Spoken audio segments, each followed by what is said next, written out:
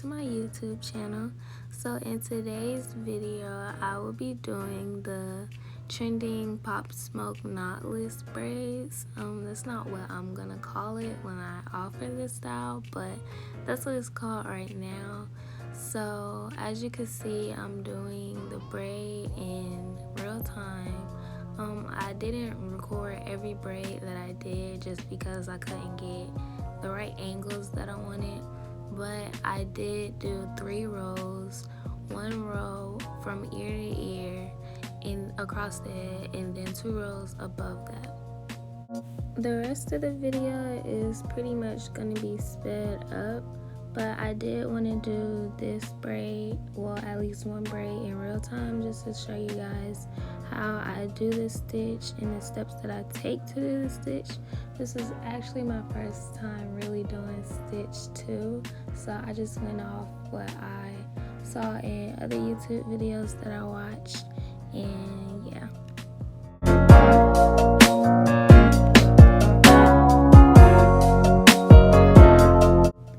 Actually really enjoyed doing these braids just because it was something new and something that I don't generally do. But one thing I can say is I'm not really sure why they're called pop smoke knotless. I understand why the pop smoke part, because that's like his style, the braids across the head and going down or whatever.